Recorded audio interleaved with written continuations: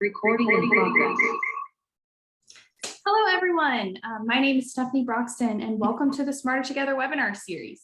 This webinar series touches upon how multidisciplinary applied research can be used to make a community impact and improve the human condition. I'm delighted this week to introduce our PEN Award winners. PEN Awards recognize communities and student collaborative teams who are making an impactful, transformative difference in local Georgia communities.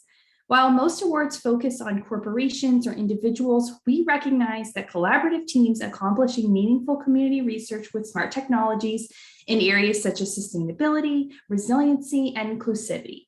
Many small-scale community research projects that result in strong partnerships, high-level outcomes, and productive research teams go unrecognized for their efforts, but we want to recognize these projects are the cornerstone of advancing Georgia's communities. This year's PEN Awards winners for community and student research are here with us today to talk more about their projects and share the outcomes of their work. So I'd now like to introduce Christy Kirkland, our student engagement manager, to introduce the winning student team. Hi, everyone. Welcome today to our webinar. As Stephanie mentioned, I am the Partnerships Student Engagement Manager, and I have the pleasure today of introducing our PEN Award student team. They are from Georgia Highlands College, and their project was with the Lake Altoona Association. I have the pleasure to introduce Samantha Lewis and Sydney Bryson, who were both students on the project.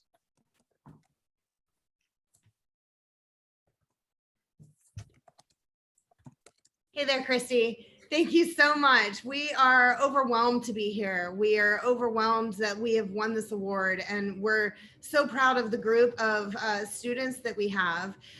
Today, we brought for you a presentation regarding our research, just to kind of give some people some insight into what we're doing and where we're headed. If you guys would like to take a look, I'm happy to share that with you.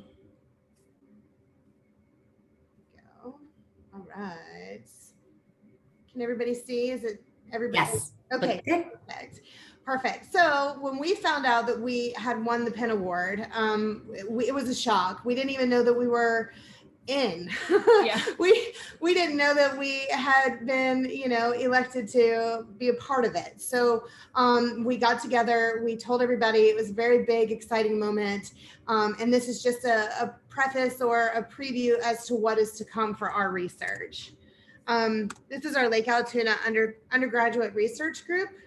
And our project, the actual description of our project is we're here to serve the purpose of the collaboration between Georgia Highlands College and Lake Altoona Association to provide research and analysis needed to successfully build an ongoing lake water quality sampling and reporting system. Basically, water quality is a measure of the suitability of water for a particular use based on physical, chemical, and biological characteristics, which is important here because it's a lake. People live on it, people swim in it, all that. So that's why we care to check the water quality. That's right. So we do have goals for our program. We are starting at a baseline right now with what we're doing, and we have big things coming. Our objective is to quantify E. coli and fecal coliform bacteria to assess the water quality in Lake Altoona. We also want to quantify various other chemical levels in the lake. So what is E. coli? Everybody's heard E. coli, but basically, according to the CDC, it's bacteria that's found in environment, foods, and in the intestines of people and animals. E. coli is a type of bacteria that's commonly used as a water quality indicator. And while E. coli is found in surface water, it may be harmful to human health, but there are other pathogens and disease-causing organisms that may be present with the E. coli. Once these pathogens are in a lake, they can infect humans through ingestion or skin contact. When E. coli is found in surface water, it means there's been a fecal contamination. It's kind of gross, but it is what it is. It is what it is. This can result in diseases like giardia, cholera, hepatitis, and gastroenteritis. So you did mention, Sydney, fecal coliform, but most people don't really know what coliform is. But according to the CDC, coliform is bacteria that are microbes that are found in digestive systems of warm-blooded animals, in the soil, on plants, and in the surface waters. Fecal coliforms are the group of bacteria that are present in the gut and feces of warm-blooded animals, which includes humans. Coliforms are considered as an indicator of animal or human waste in surface water, similar to E. coli, but a little different. This can come from improper filtration of wastewater manufacturing systems. So we use an enzyme substrate testing method. And this is just kind of a slide to show you that, we have enzymes and we have a product, and that product will adhere to the enzyme and basically grow our bacteria. That's what enzyme substrate testing is. It's an EPA testing method that requires an undiluted 100 milliliter sample of water and a Collier reagent. So the sample and the reagent go together into an IDEX machine within 6 hours of the sample being aseptically collected. Yeah. So how do we actually do our research? This is kind of my little area here. I collect the water samples with a couple partners. Water samples are collected aseptically from several different locations around the lake. And we use those for lab analysis following EPA approved guidelines. So our objective is to quantify total coliform and E. coli bacteria along with other pathogens in the sample of water. So I've also, when I started in the program, I started as an intern. I started as a volunteer, and that rapidly moved into internship, and that rapidly moved into student lab assistant, and he's eventually moved into a full-time position within the college. During my time in my internship, I created a blog for our undergraduate research.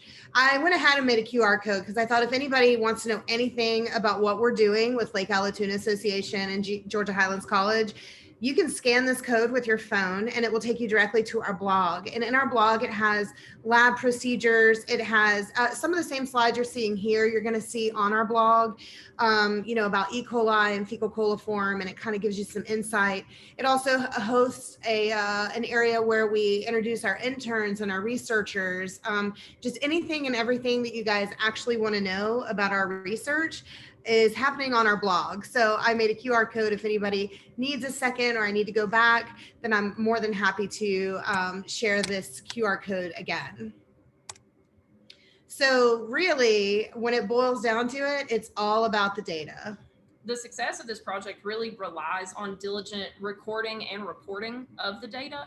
Our data comes from consistent collection, aseptic collection at that too. So analysis of the water samples and continuous collaboration with mentoring faculty members. That's a big deal for us. Yes, we have several faculty members that have their hands in the pot and who have helped us create what we've created. And although they give us the freedom to let it be a student-led undergraduate program, research program, they are there for all of us to absorb extra knowledge that we might not get in a classroom.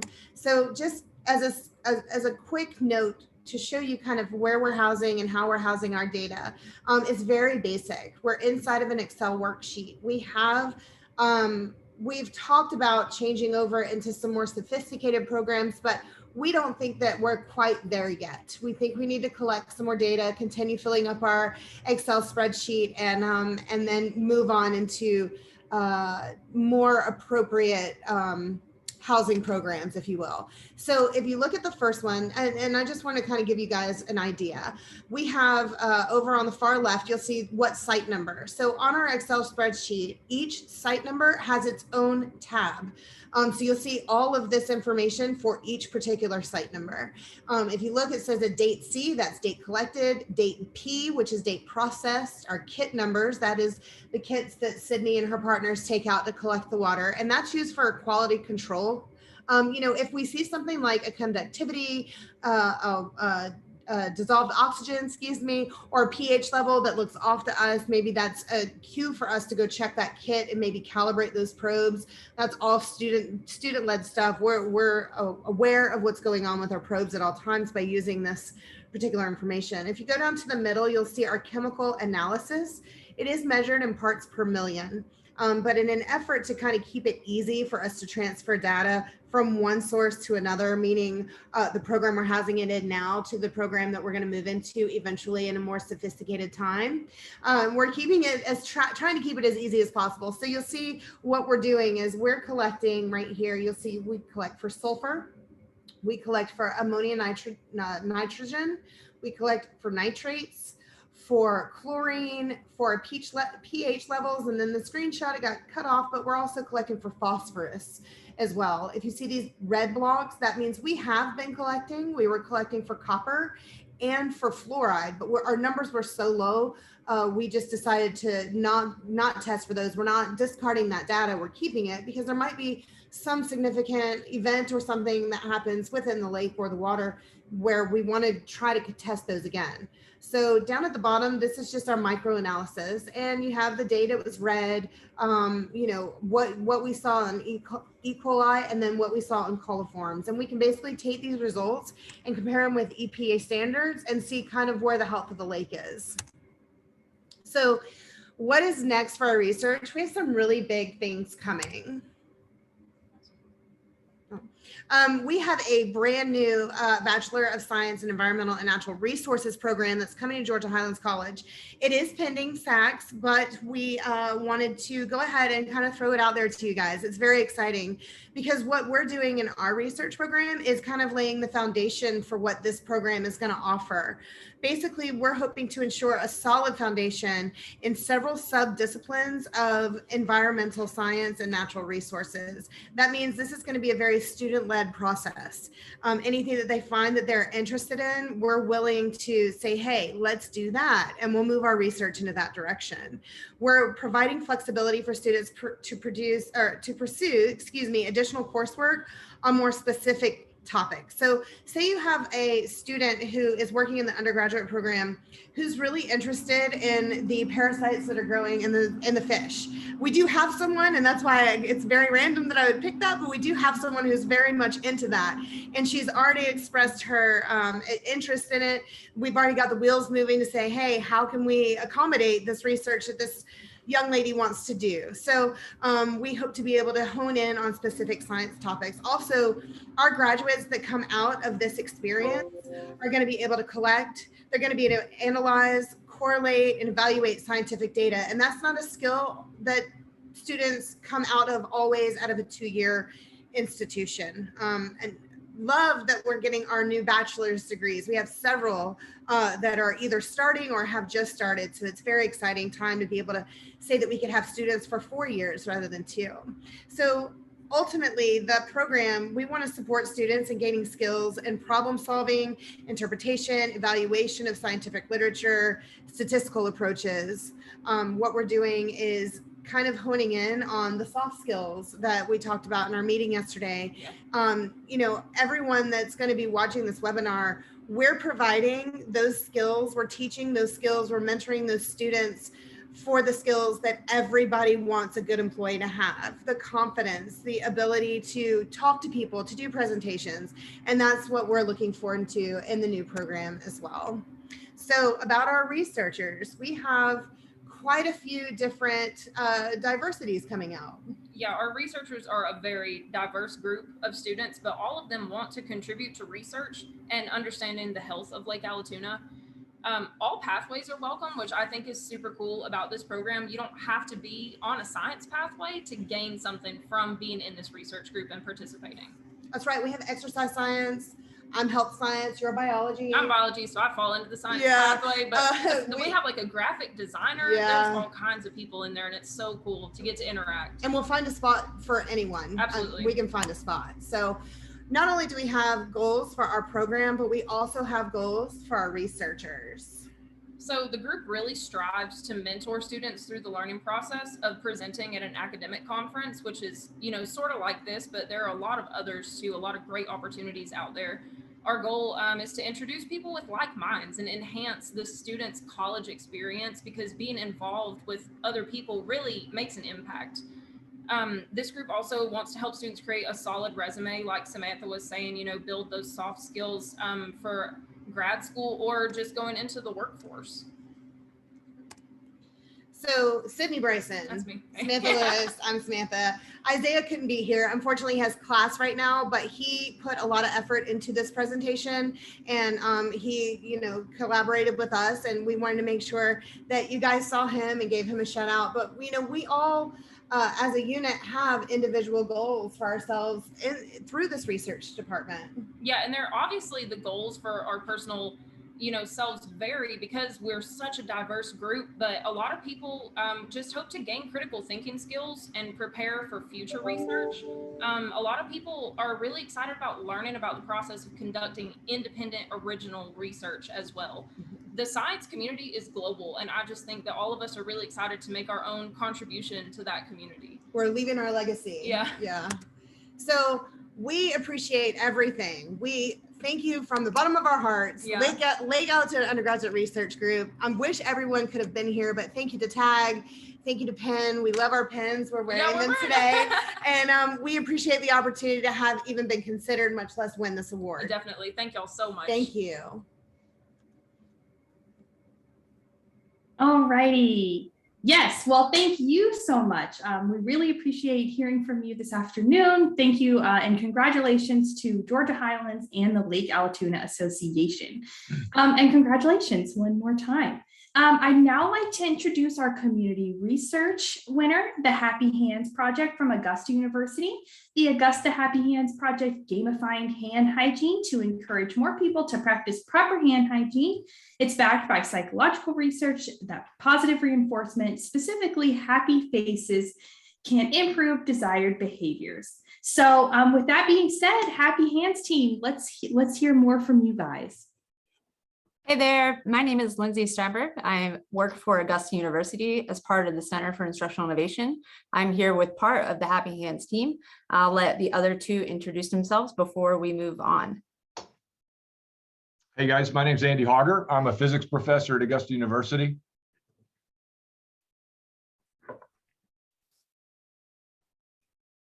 Bill, did you want to key in? Hi, my name is Bill Gray. I work for the College of Education in our Instructional Resource Center.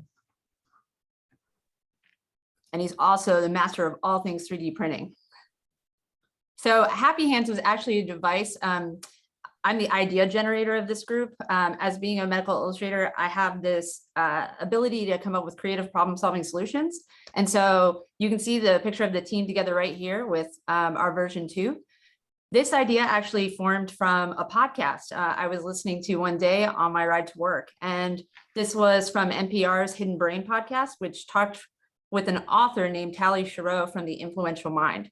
And the author discussed ongoing research in Europe about how they were doing, trying to encourage hand hygiene by utilizing different methods of gamification or trying to incorporate maybe imagery, and how they were trying to promote motivation and how they could influence the increase, especially in hospitals. So in one hospital, for example, they found that they tried maybe with cameras, and the influence of punishment had no effect whatsoever on trying to increase hand washing motivation. I think it was as low as 20 to 40%. And so they tried things such as motivation by team, on showing leaderboards, and that would increase, so team motivation. And then also things like you can see the image here with happy faces or eyes or daisies. And of course, happy faces are kind of universal for a visual display of positivity. So they found that when they displayed a happy face, whenever a hand sanitizing unit or soap was used, it would increase as a positive reward mechanism. And in listening to this, I just thought that was so incredible, how simple and easy to incorporate something like a happy face into something that we all were seeing during the pandemic, which was not enough hand hygiene health and the spread of germs. So I was driving through a town called Hilton Head here in South Carolina. And as I was driving through the town, I was speeding a little bit, and on this speeding sign, an angry face flashed. And I hit the brake, and a happy sign would actually flash as my reward mechanism. And I just started laughing, because I knew exactly the research behind this mechanism. And I came back to work in the next couple of weeks, and I approached Dr. Hogger and Bill Gray, and we came together and we said, you know what, we can do something about this. I think we can do this. Wouldn't it be cool if we incorporated this into some sort of student project?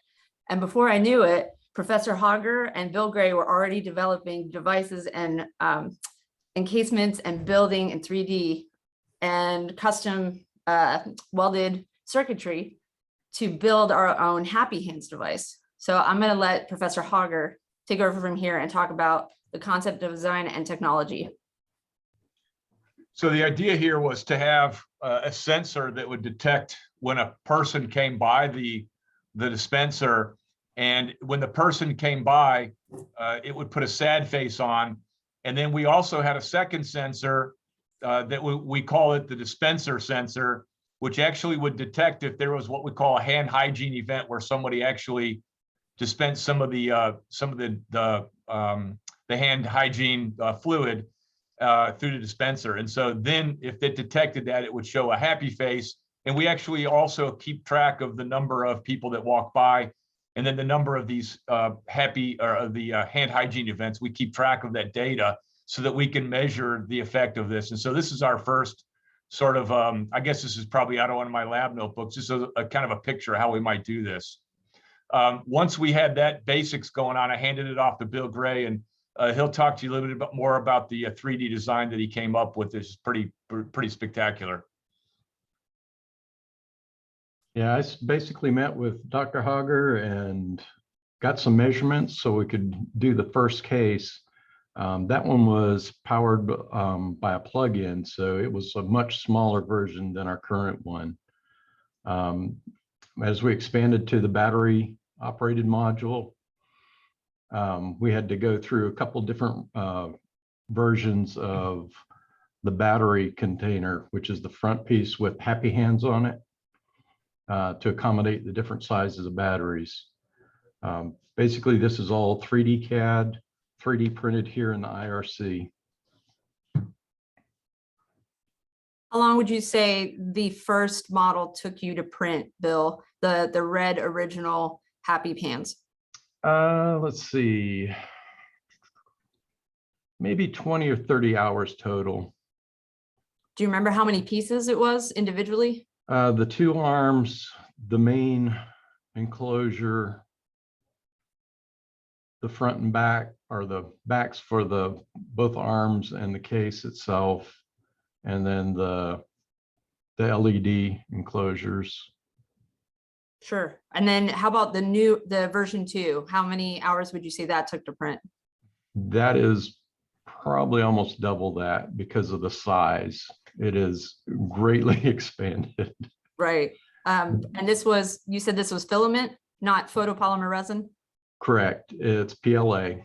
Okay. It's pretty much what I use in most of our printers here in the IRC.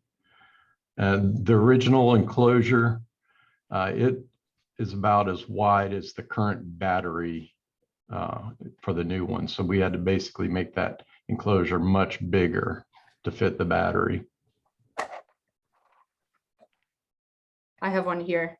And so things that were really important to consider were, because this was going to be near something that was dispensing liquid, we had to make sure that the sensors were protected. We had to make sure that if this was ever given to somebody and somebody was going to be checking on numbers or taking out the battery and it wasn't us, we had to consider things like we have to make sure they cannot get electrocuted. Our first version was a plug-in version. So we needed to make sure not every hand sanitizing unit is near a plug. So these were all things that we had to consider moving forward. And I believe in this next one, we have very, very specific technology details. Professor Hogger, if you'd like to talk about some of those. Yeah, some of you may have heard of Arduino, but if not, basically what we did was we based our original version, the red version, I guess we can say, we based this on the Arduinos, what's called the AT Mega. It's a microcontroller. And so what it basically has, as I said before, there's a person sensor. You can see the back of that in the image here with a lot of wires connected to it.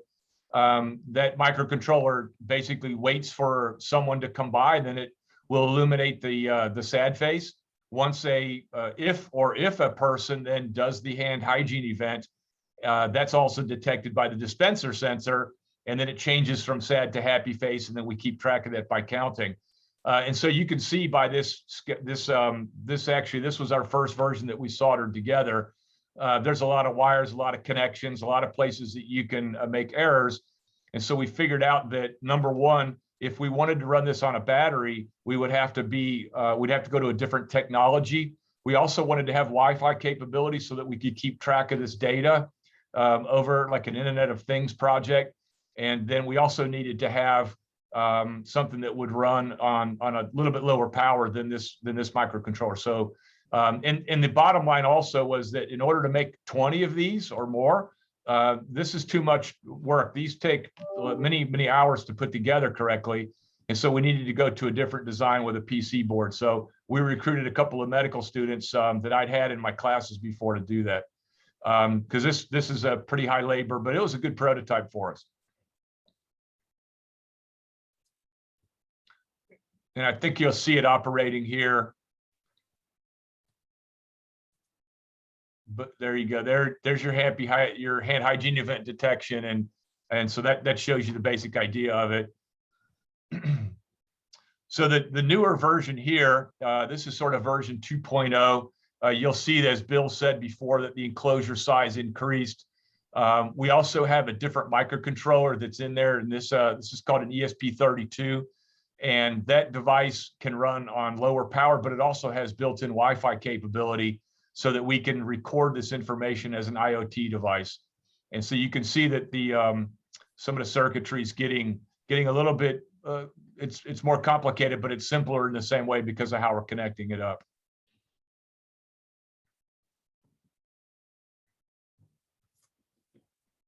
The picture on the left there was just me installing this down at the Augusta University Hospital. That's probably about a year ago. We first installed that, and we were trying to see what kind of data we would get, and kind of doing some checking up on how long the battery lifetime was, et cetera.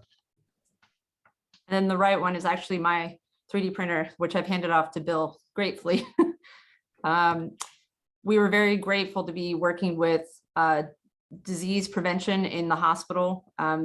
We are all about collaboration across every department that we possibly can here at the university. And so the two students that joined us and helped to create our custom circuitry as well, Anish and Nitish, took on to create this research poster, which is hanging in our medical college.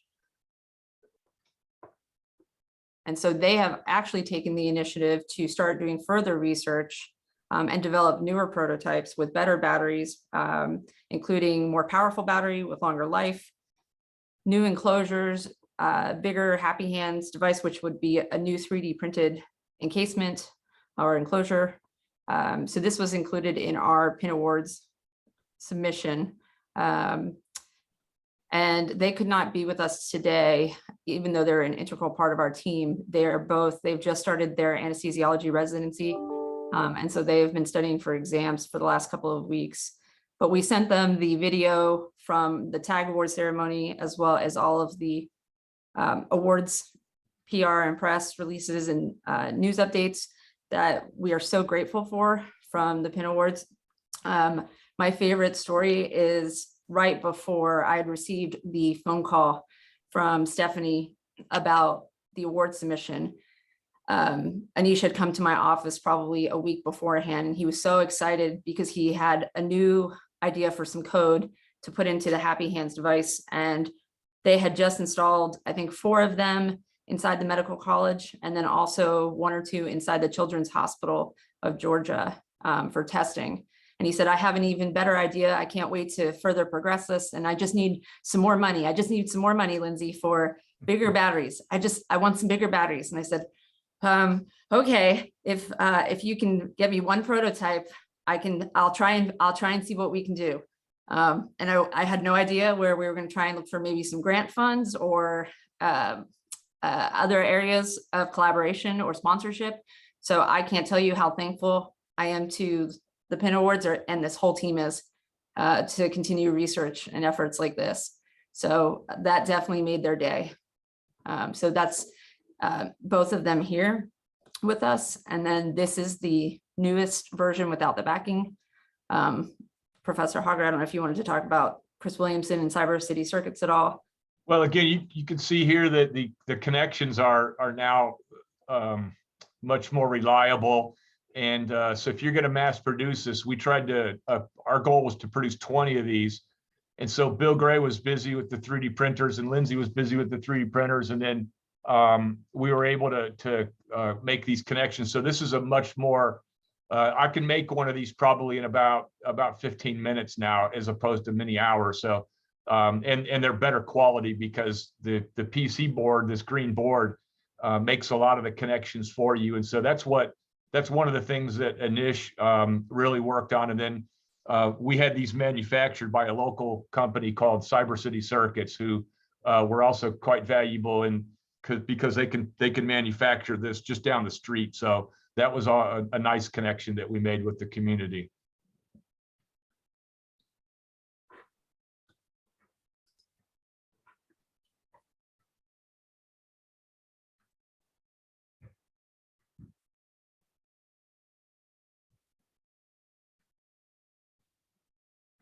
This one might not load. Do this one.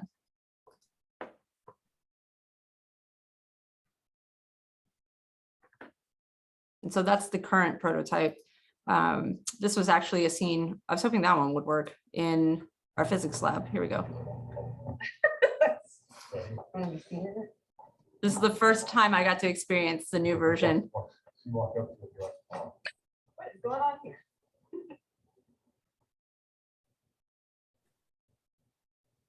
Nice.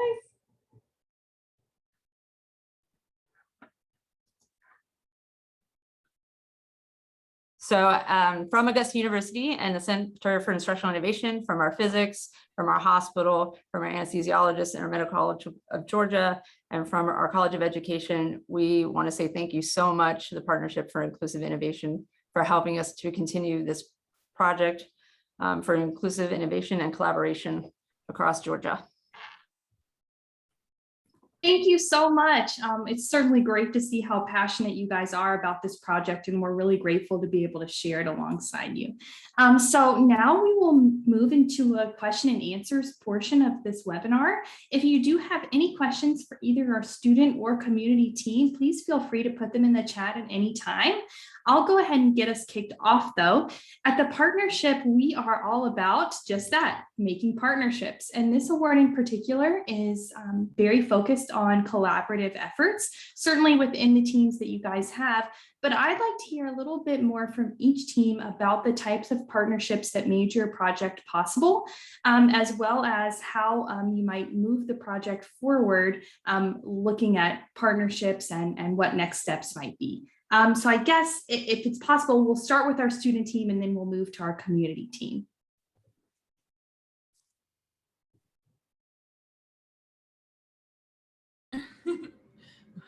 Pushing buttons, sorry. I know as far as a connection with the community, like there's a specific site that we have to go to collect water where I physically have to get out of the car and go in and talk to people at this particular site and communicate with them and tell them like, hey, we're here to collect water. And they're always so excited that I'm there. And so that's really cool and like kind of motivational for me. But they always want to know like what's going on and what kind of information that we're getting. And so that's a serious connection that has been consistent because I have to talk to them every time that I go there. Yeah, that, and we're also, we're building strong relationships within the community other ways, because everyone in the community, and a lot of people not with actually in the community, but they travel to the lake. This lake is probably, if I'm not mistaken, the largest in Northwest Georgia. Yeah, it's big. And there's a lot of boating, a lot of fishing, a lot of recreation going on out there. And so when we share with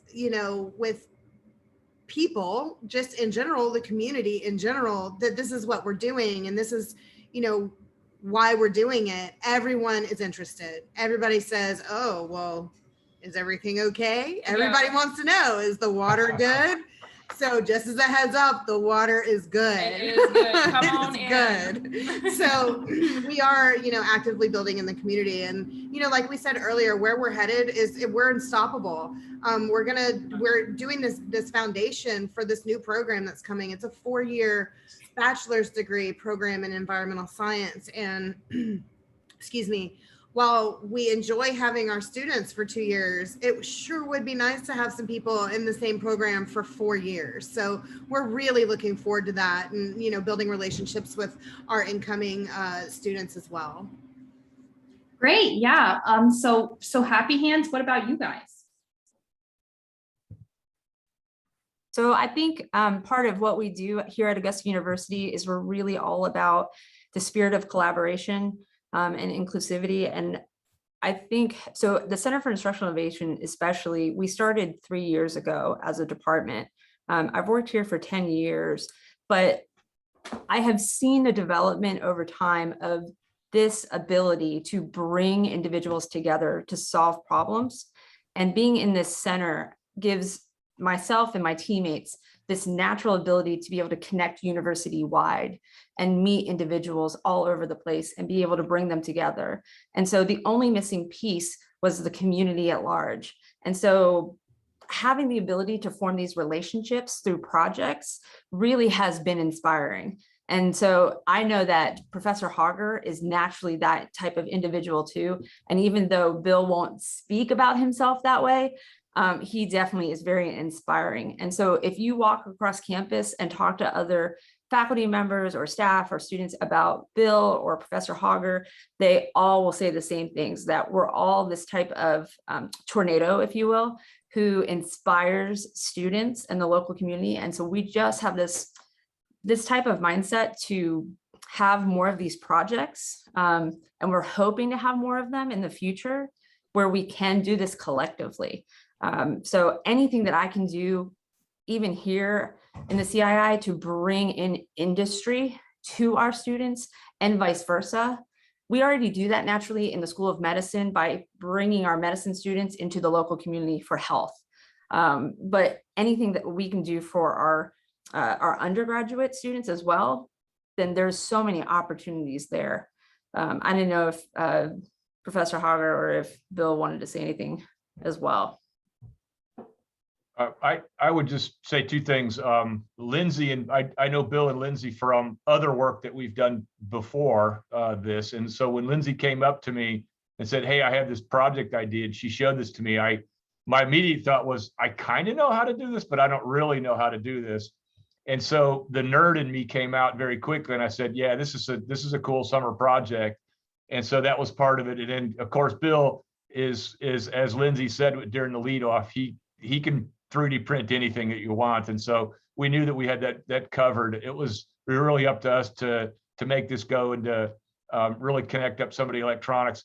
The students then came in, they were former students. And so there's this sort of a network across the whole campus, and we're all in different parts of the city right now. But the two students came in, and they're also just very enthusiastic about really doing anything. And then the other thing is, I think after this video gets out and goes viral and everybody across the country wants to have their own Happy Hands, we're going to probably have to engage some local industry to do some manufacturing on this thing. So, because I can't make these that fast. So I'm kind of kidding, but the connection with the Cyber City Circuits, that company, which just happens to be literally, I can see that down the street from me. That's very helpful to know that they're there and they're very willing to help. So that was another good connection for me. Well, I will say you took the next question right out of my mouth, which was what do you guys envision as being kind of the next steps? Like, do you want to see this in other hospitals or maybe even some other recreational areas? Is it kind of like you're looking for that next opportunity, and what might that look like? Do you want me to answer that? I think there's so many areas for growth. I'm always in the spirit of collaboration. So if there's another university that wants to hop on board with us, especially in the USG system, and wants to collaborate with further research or further devices, I would absolutely love that.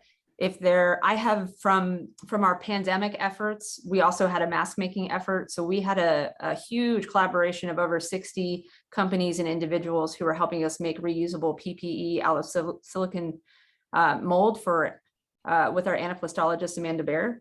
And so just out of that network, we have over 20 individuals with 3D printers. And if we could do that sort of collaboration network and mass produce the happy hands, that would be wonderful. But it's always, a matter of funds and time. I mean, the more well known we get for our passion and our excitement for collaboration and things like this, we get strapped for time.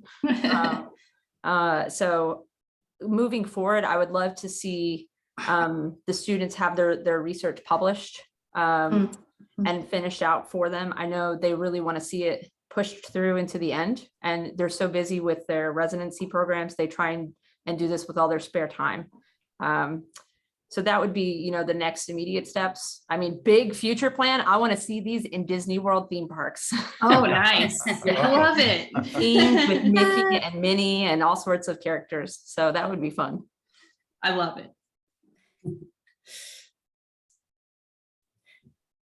I have a question. So following up for Stephanie, for the Georgia Highlands students, do you have any plans to further your research, maybe to other lakes like Lake Lanier, or maybe partner with UNG and students there for the research? And then beyond that, can you tell us a little bit about the benefits or the skills that you feel like you gained from the research experience? And for other students that maybe have never done research before, do you have any advice of, how to get involved? Absolutely. So like we've been saying, like our next phase is an environmental science program that's coming straight to Georgia Highlands, that 4-year program. It is going to, I believe, give our our undergraduate research efforts a facelift. Yeah. What we're doing is literally baseline for that program, even though at the time we didn't know that that's what we were doing. It kind of turned into that, right? So we're just wanting to continue doing what we're doing, but we want to grow. So maybe we grow into other types of things like soil, or maybe we grow into some wildlife type stuff. We're talking about environmental science, natural resources, anything like that. Although as fantastic as it would sound to say, yes, let's go to another lake and let's go to Lake Lanier. I know, Christy, you and I talked last week about Lake Lanier, but, we don't have a campus there. And we, if ever the opportunity came, I'm sure we would collaborate some way, somehow. Georgia State has a satellite spot over there, not too far from where Lake Lanier is. So, maybe there would be some collaboration. We could work together. We do a lot of work with UGA when it comes to our microbiology department. So it is something that could be possible. For me personally, walking away from this experience, I told you guys in the beginning, I started as a volunteer. I went to an info session just like every other person did.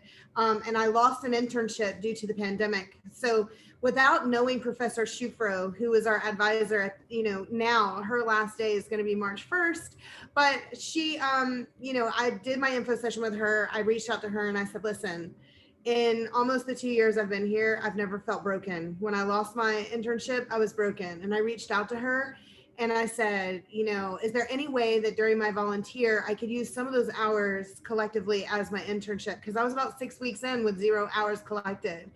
And I was doing 120 hours in 16 weeks. So I was freaking out a little bit. And she was like, absolutely. They've given me permission to give you 120 hours. And I think that moment right then and there, it helped me become confident in being able to approach people who are smarter than me, which is a very big deal in a leadership situation.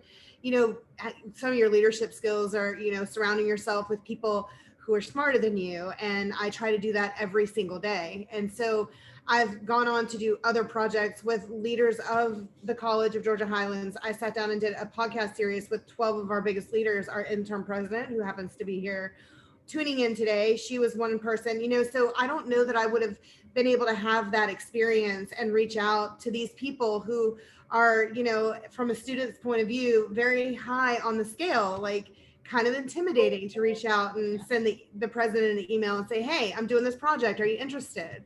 So that for me is what I walk away with. I think for me, this has given me a lot of skills like communicating with other people that are interested in the same thing. I've worked before, so this whole college thing is a little different for me. I guess you would call me like a non-traditional student, but being in this research program and going out with people and being able to like share something that we're collectively passionate about and be involved like that and just building relationships is something that I don't think I would have gotten out of any of this if I hadn't been, you know, in the research group. College was not like that for me. Like I went to class, I didn't talk to anybody, I didn't want to talk to anybody. So this has been it's been really cool to help develop, you know, relationships like that with people. Yeah, and because of this project, we're friends. Yeah. Like we Aw. we're not just, you know, working together, but we've built a relationship. We've been together. She's been here for this is her second semester, and I've been here for about a year and a half since it really kicked off. My time is coming to a close with the research project, and it's very bittersweet. I don't want to go, although I am working full time and I'm right there on the same floor with it, so my hands will still be in it. But you know, I walk away with relationships built and the confidence to know that I can just walk up and ask anybody for anything at this point, as far as academics are concerned. That's awesome. Alrighty, well, thank you so much again to both of our PEN Awards winners, our community research and student research teams, for being with us here today to share more about their projects. We're so grateful to be able to shine a light on some of the great applied research that's happening across Georgia through the PEN Awards, and we hope we'll be able to do something similar again this fall. So as we are closing out, please continue to monitor our website for upcoming Smarter Together webinars. We typically have webinars at least once monthly, and we'd be delighted if you could continue to join us. Our website is pengeorgia.org, and you can also follow us on social media at pengeorgia. Thank you so much for your time this afternoon, and congratulations again to our PEN Awards winners. Thank you. Thanks, Stephanie.